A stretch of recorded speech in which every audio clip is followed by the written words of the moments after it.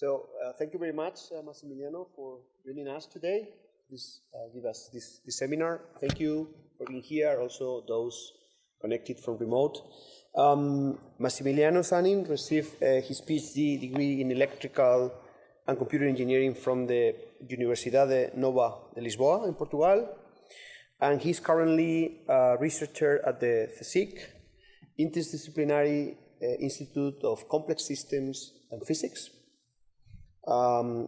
where he is coordinating the ERC starting grant project Arctic, in which he is studying deep learning, different deep learning methods with application to airport delay, but also applied to other problems, right? With more than 160 published peer-reviewed contributions in international conferences and journals, he has a good expertise in data mining and machine learning research, both from the theoretical and the application point of view. And he has collaborations with many people all around the world. His main topics of interest include data science and its application to several real-world problems, including the modeling and understanding of air transport and complex biomedical data sets. But I'm sure he's also interested in other potential problems and applications arising in aerospace, such as flow control, or maybe understanding plasma, etc. He's a member of the editorial team of Nature Scientific Reports, PhD Computer Science and Chaos, Solitons and Fractals. Thank you again, Massimiliano, for being here. The floor is yours. Okay. Thank you very much. Thank you very much. Thank you very much for this introduction and also for the possibility or the opportunity to give this talk that, to be honest, we were discussing this before. I think it's the first one that I give in the last 2 years in person because, you know, all this of COVID and all of that. Well, that's what we have to live in these days. So this talk is going to be about deep learning and especially how we can use deep learning in air transport to understand delays in a slightly different way than what we usually do. So to be completely honest with you, I didn't like deep learning and I still don't like deep learning a lot. The point is that up to, let's say, 1 year ago or something like that, I was more or less convinced that this was kind of a hype in the sense that everyone is using deep learning, but we are not doing very nice things with deep learning, especially in research, I mean.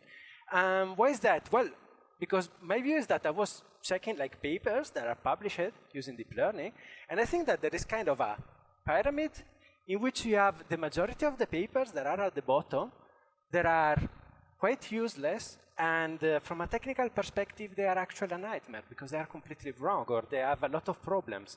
But they have deep learning in the name, so they are okay.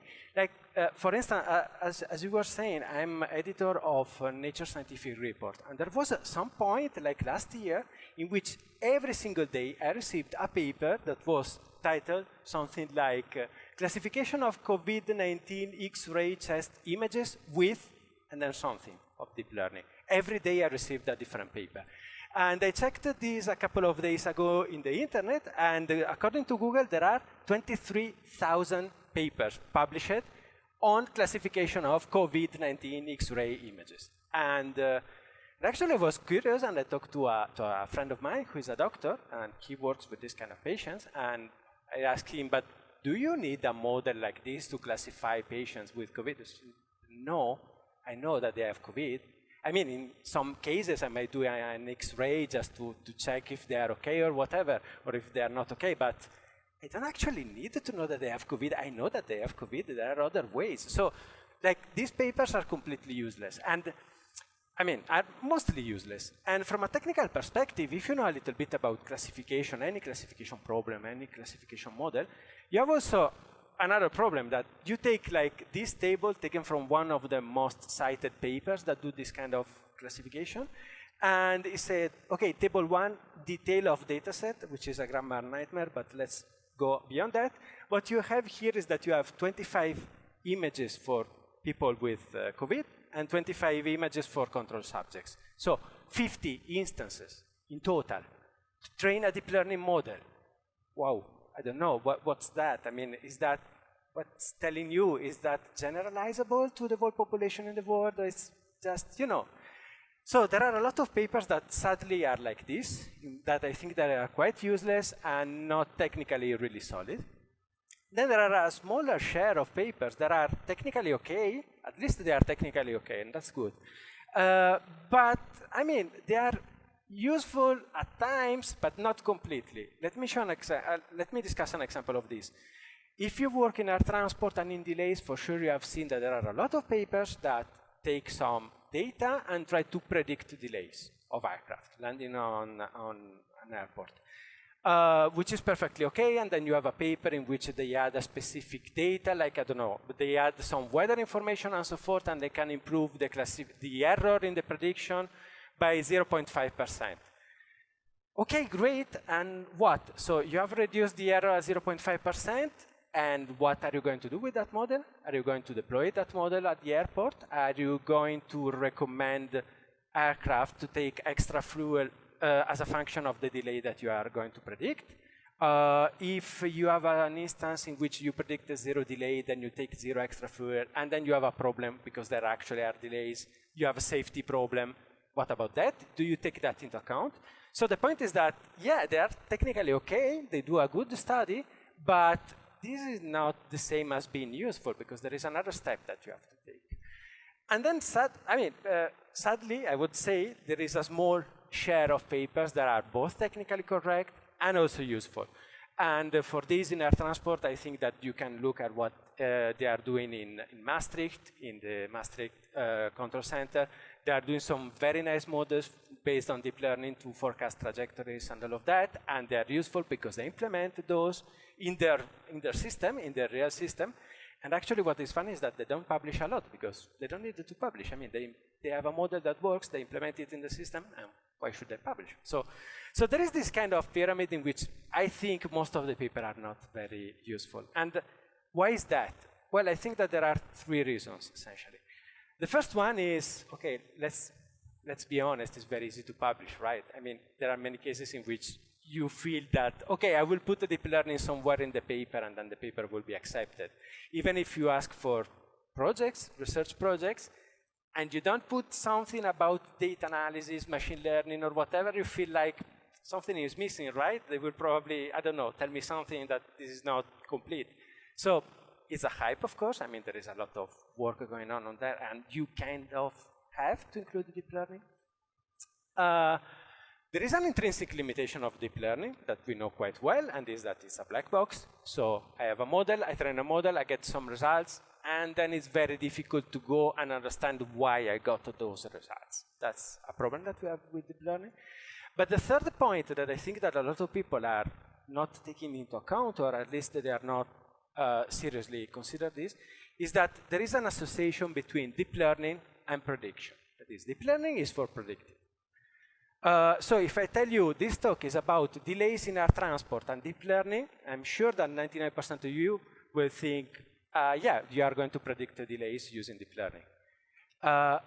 Okay, you can do that, but there are more things beyond that. So deep learning can be used for many more things. And prediction is one of them, but it's not necessarily the most interesting one. So let me change now topic a little bit for a few minutes, and I'm going to present you the problem that we had, or the question that we had, and how this connected then to deep learning. So our problem was more theoretical and was more about identifiability of dynamical systems. So let's suppose that we have 2 dynamical systems, like these 2 here. We don't know those dynamical systems, so let's forget for a moment that they are Lorentz attractors. Now, let's suppose that we don't know what they are just black boxes that have their own dynamics and that generate an output that is a set of time series. Is one time series or a set of time series? So I can just observe these time series, and my question is, are these 2 systems the same? I mean, are they compatible, or they are different? In other words, if I just observe the time series, can I identify which one of them and say, okay, this time series comes from system A, and this time series, no, it comes from system B, so I can identify them? Or can I recognize the system? Something like that, provided that, of course, we just have the time series that these systems are generating to work with. Well, what we decided, or what we we came around was the idea that this is kind of a classification problem, actually. Why? Because if I have these two sets of time series and I can classify them, it means that they have something different that allows me to identify which is the system, or the label, in classical term, let's say, the label of which one of them. If they are perfectly the same, if the two systems are completely the same, I cannot recognize them, and therefore any classification attempt will be like useless. So I will not get a good classification score. So the idea is that if I have this kind of setup and I perform a classification problem, the score of the classification problem will give me also the identifiability of these two systems. Now, what about deep learning in this context? Well, in this context, it's quite okay, because what we want to do is that we want the best model to classify this time series, because we wanted the best estimation of the identifiability of the two systems. So, for instance, one might think, well, okay, you can use some linear correlation. I have this time series, I calculate a linear correlation. Yes, okay, but that's too simple. We want something that is more robust. Because, of course, if there is just, the systems are the same, but there is just a phase difference, I calculate a linear correlation, I will get that there is no linear correlation between them, and then they are different. No, that's not the point. It's just a phase different. I want a model that is much more powerful to make this classification. And deep learning is the best that we have, in principle, right now, so why not to use them? Okay, deep learning models, they have this problem of the black box nature. But it's not a problem, a huge problem in this case, because we don't want to make a prediction or to understand why we predict. We just want a measure of the identifiability. So I don't care why two systems they are different, or why I cannot distinguish two systems. I just want to know if I can distinguish them or not. So I don't really care if it's a black box or not. I mean, I care a little, but it's not such a huge problem, at least. So we can use them. Well, third, there is a point about computational cost, but let's not talk about that, because you know that it's extremely tough to train these deep learning models. But what is more important, I think, is that we propose a kind of a change, and we say, okay, deep learning is not the end. I mean, it's not that we want to classify, and this is our objective, and we just want to classify. What we actually want to do is to assess the identifiability of different systems. We want to perform some analysis based on that, and all of that. And deep learning is the tool that we are using, but it's not the end. It's not the aim. It's just the tool that we use. It's just the hammer. And actually, we have applied this to several different systems. We are working now with EEG data, so brain dynamics data, and things like that. And this is just one of the applications. So we said, OK, let's first try to understand this a little bit better with a simple model. So let's create a very simple dynamical model in which I have 3 units here, 3 dynamical systems, A, B, and C, that are coupled together by this coupling constant gamma. Of course, we are going to talk about delays at airports, so you may imagine that A, B, and C are 3 airports that then we are going to analyze, but they can be whatever you want. So we have this dynamical system, and let's define the dynamic of each one of them. Well, we say, first of all, that each one of them is composed of a constant dynamic that is characteristic of that specific system. So this is kind of fingerprint. The fingerprint will be different for the 3 of them and will be constant every time that we run like this simulation. So it's just, OK, what makes A, and what makes B, B. That's something very simple. Second, we add some noise just to, to make things a little bit more interesting, because otherwise it will be too easy. It will be all the time, every time there will be the same time series, so we don't want that. We add some noise. And then we add a coupling. A small coupling or a large coupling, it depends, but essentially the idea is that A will depend on what B and C are doing with a constant, with this coupling constant gamma. OK, we can generate time series using this system, and we can see what's happening. Of course, what you expect is something like this. If we compare the time series of B and C, I don't know if you are going to see it well from the end of the room, but essentially the idea is that if I have a low coupling, the internal dynamic that is different for each one of them will dominate the global dynamic, and therefore I will have different time series for each one of them. If I have a coupling that is stronger, of course, then each one of them will depend from the other, and so we will reach a kind of mean field effect. So essentially, each one of them will have, they will have a shared dynamic, because of course you have a coupling of one. So like the internal part is shared with all the others. Then what you can do is that you can classify, make a simple classification problem, and what you see is exactly that. So you have that for low coupling, they are different, therefore you can classify them extremely well. And if you raise the coupling, you go down to a minimum in which you cannot identify them. And so we can go from this idea of classification to this idea of identifiability. Low coupling, and this is important, low coupling means that we have high identifiability, provided, of course, these elements, these systems are different. They have some kind of fingerprint. High coupling implies low identifiability because each one of them is more a function of the others, and so we have this kind of mean field effect. They say that individuality of each one of them is not that important anymore. We can turn this around and say something that, like that, if we detect a high identifiability, well, this means that the coupling cannot be very strong, because otherwise we will go to the mean field effect. But okay, this is just a very simple model just to see that, yeah, actually we can use this kind of idea. So we have a classification, we do a classification, and we use the score as a mean to detect the identifiability or the uniqueness of each one of these systems. So once we had this, let's go to the real data. So what we did was we used the Eurocontrol R&D archive dataset. I don't know if you know it, but it's fairly good for, at least for research, let's say. At time, when we did this work was limited to 4 years, from 2015 to 2018, and just 4 months of each year. That's the bad part, so we had like 16 months in total. And what we did was extract the hourly landing average delays. So what we did was, for each flight landing at the 30th main airports in Europe, we calculated the landing delay, and then we took all the flights within 1 hour time window, and we averaged that. So to get essentially how good or bad was the delay at that time in that airport. So at the end, what you have is that for each day, you have a vector or a time series of 24 elements that are the average delay, average landing delay at the 24 hours. Okay, simple.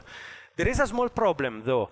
If you look at the data, so this is an example for London Heathrow, 4 days in March 2015. I think it is the first 4 days of the data set. As we actually measured the delay in seconds, we had a couple of problems. First of all, that the numbers were not normalized, because you can have 1,000 seconds of delay. And as you know, deep learning models, especially neural networks, they prefer to have values that are normalized. If it's between 0 and 1, minus 1 and 1, something like that, for sure not 1,000. And secondly, we didn't want to include explicit information about the amount of delays. We just wanted the profile. So we didn't want to know that, okay, Heathrow is the airport with most delays or whatever, and we had 1 hour and a half. No, we just wanted the shape of the delays. So we wanted to make this a little bit more complicated and to see whether we can identify airports according to the fact that this airport, for instance, has more delays at 12 o'clock at noon, and this airport has more delay at 2 o'clock in the afternoon, but we didn't want to include the specific number. So what we did was to transform this with a z-score that is preserving the shape, but we know that for each one of these vectors, the average is 0, the standard deviation is 1. So we just like squash, if you want, each one of these vectors into a simple profile.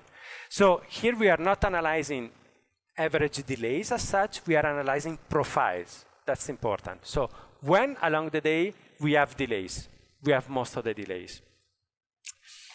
And then we said, okay, deep learning, what we have to do is that we have this time series, we have to classify them. Let's go to the literature and let's take some deep learning models that are designed to classify time series.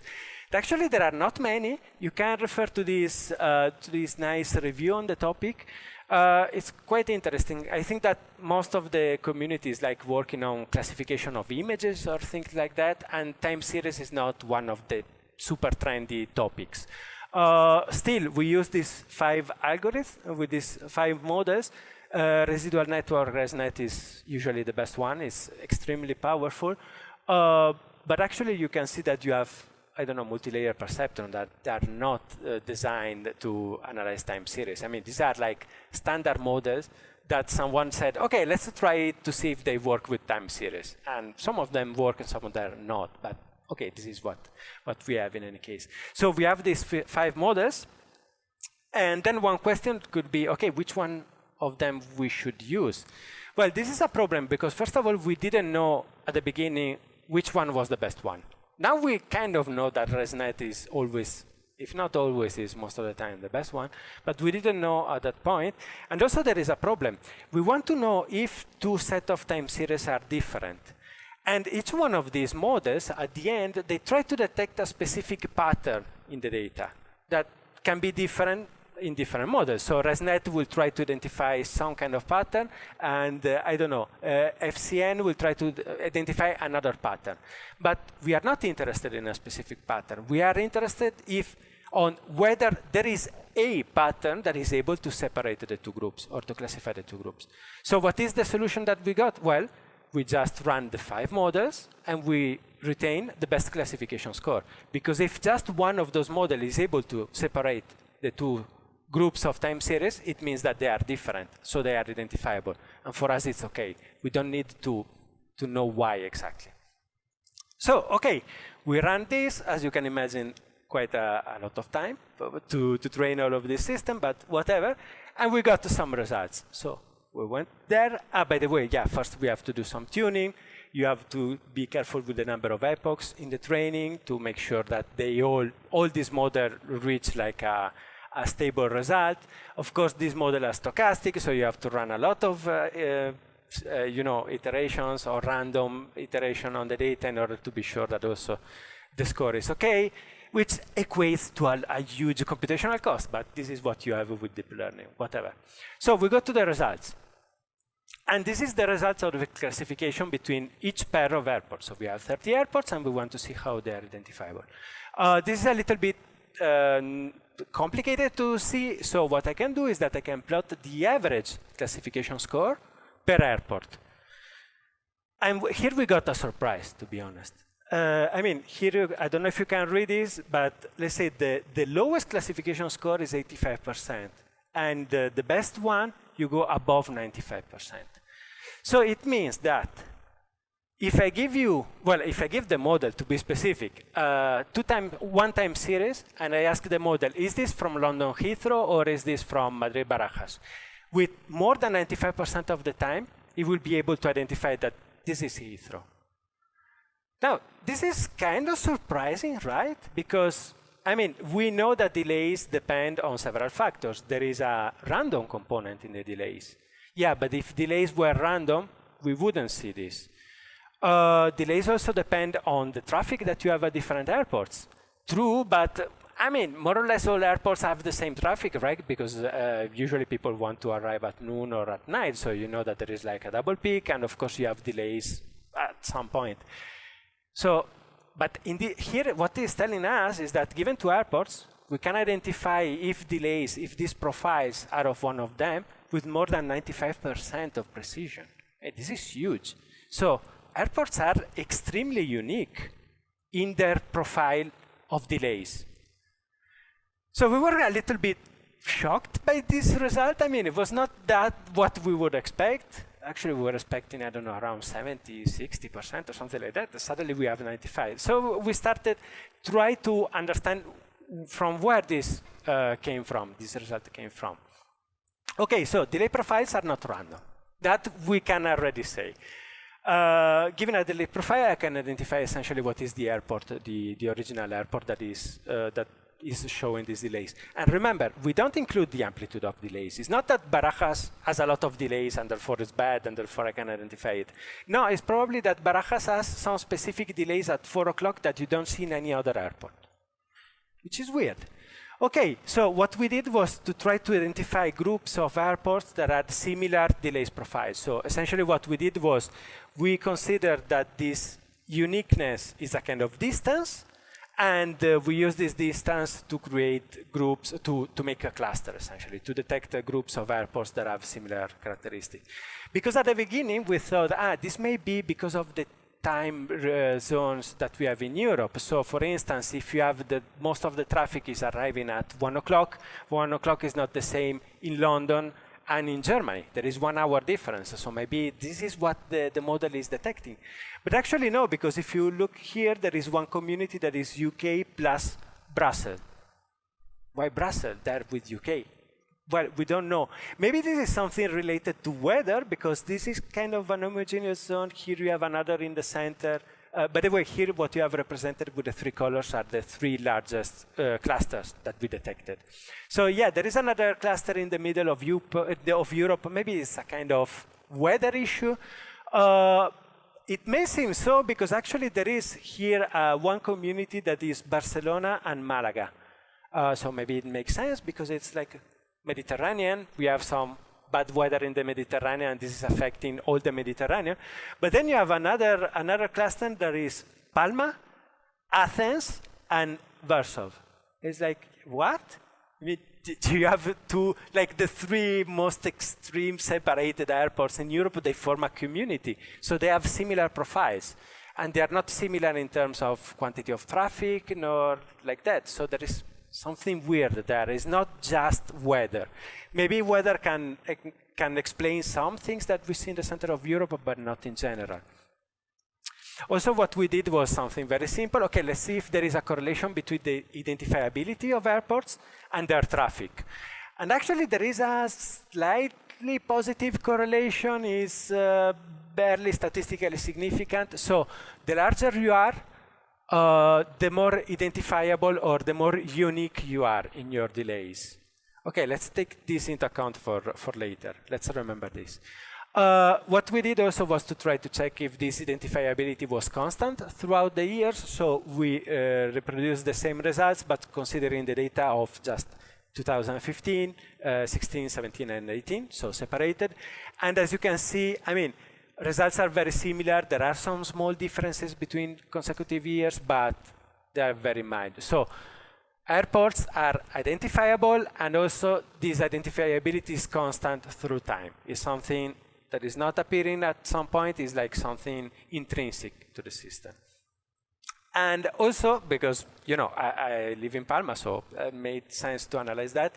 What we checked was if there was a change in this identifiability between summer and winter. And actually, we found that it's very high. That is, the delay profiles that you have in the summer are not the same as the one that you have in the winter, which is to be expected, especially in some airports like Palma, for instance, because we multiply our traffic like by 3 or by 4 or something like that in the summer, because of course we have a lot of flights coming in.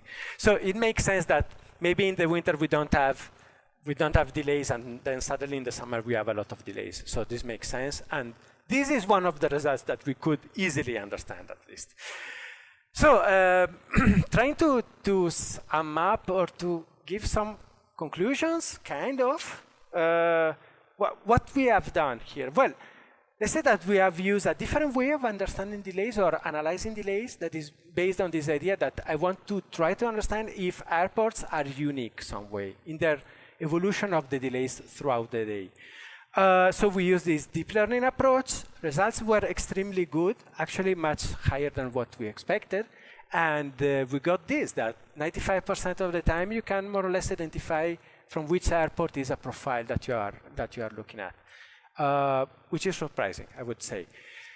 Which means, of course, that delays are not random, or that if they have a random component, this random component is not the major part of the signal. So there may be some randomness there, but it must be quite small, otherwise we could not reach a 95% classification. We know something more. We know that what is important is the shape and not the time. What I mean by that is that here you can see the proportion of times that each algorithm has been selected as the best one in the classification. ResNet works is like 95% of the time, or whatever is the best one, and then all the others are much less important. And this is interesting because ResNet has a very powerful attention mechanism. So ResNet essentially tries to learn a pattern and then tries to identify this pattern independently of when in the time series this pattern appears. So it's not about at 12 o'clock I have a huge peak in the delays. No, it's more about, well, I have an increase in the delays and then a decrease. And it doesn't matter if this specific pattern appears at the beginning of the day or at the end of the day, because ResNet will try to understand these specific patterns. So the fact that the ResNet is better than any other one suggests at least that what is important is the shape. So there are some specific patterns, like if I have a lot of delays, then I will recover, or I will not be able to recover, something like that. But of course, these are black box models, so it's difficult to extract good information about that. We know that the larger you are, the more identifiable you are, the more unique you are. And we know that weather may play a role here, but we are not completely sure. Probably it's not just that. And finally, one of the questions that we had was, okay, let's try to understand how this relates to connectivity or to delay propagation. Because as I said at the beginning, at least if you have a very simple dynamical model, a toy model, and you are analyzing that, you say, okay, if you have high identifiability, it means that you cannot have a high connectivity. That is, if you have a stronger connectivity between the elements, you reach like kind of mean field solution, and therefore you cannot recognize them. But this is kind of a problem, right? Because that would mean that in this case, airports are identifiable because they are not connected between them, or because their local dynamics is the most important thing. But we know that delays propagate. And actually we know that like, 50% of the delays are propagation, are the effect of the propagation, are secondary delays or knockoff delays or whatever. So we have a problem because in theory we know that the propagation of delays is something that is there, so connectivity is there. We cannot have a coupling that is zero. We cannot accept a solution like this. So no propagation? No, that's not the solution. There must be some propagation. There is an intermediate solution that is quite interesting and is something that we didn't consider in the initial model. And is that, let's suppose that I have these two airports that are the same, but they are connected to other airports in a different way. And they are strongly connected. Now, what I will see here is that the dynamic of this airport will be different from this one. Not because they are different internally, but because they receive different inputs. And they have different patterns of connectivity. So I can also be identifiable if I'm not different from my peer. I can be identifiable provided that I receive inputs that are different from the inputs that my peer receive. So this identifiability could be explained by the connectivity. And also we have seen that the larger the connectivity of an airport, the more identifiable it is, so it makes sense. But still there is a caveat here, and is that these nodes here, so these other airports, must be different. Because if they are the same, it doesn't matter that I receive input from this airport and this other one is receiving input from another airport. If they are the same, it's the same signal that we are receiving, so that's not the point. So even if connectivity is different and connectivity is partly explaining the identifiability of airports, the essential condition is that the input should be different. So at the end, the airport should be different. And this is what we have right now. So airports are very different. They are highly identifiable. And we can try to say, well, either this is because they are different internally, or because they receive different inputs from different airports. So at the end, it's like there is something there. The delays are somehow, they have something that is specific of each airport. And this is something that we didn't expect, and especially we didn't expect with that magnitude, like 95% again. So to sum up, it's we propose, or we are trying to propose a different way, not just of analyzing delays, but also of using deep learning. So deep learning as a tool to try to understand this concept of identifiability and try to understand how identifiable are delays and why they are so identifiable. And I know that I'm sure that most of you are now thinking, yeah, I mean, this is nice, but you gave more questions than answer. And actually, yeah, I know. But this is what happens when you try to do something different and you have a new idea, a new model or whatever. You get a lot of results that you don't fully understand, but that's the funny part of it now, trying to make sense of these results because probably they are pointing towards something that we didn't consider before. So just to conclude, I will leave you, well, you will have, I think you will have the slide, or I can send you the slide. You have a couple of papers that you can check, including the review with the different deep learning models and some other works that we are doing on delay propagation. You have my contact information. If you have any question behind this talk and you want to send me an email or you have any idea, please go ahead. I will be more than happy to talk to you. And nothing more from my side. Thank you.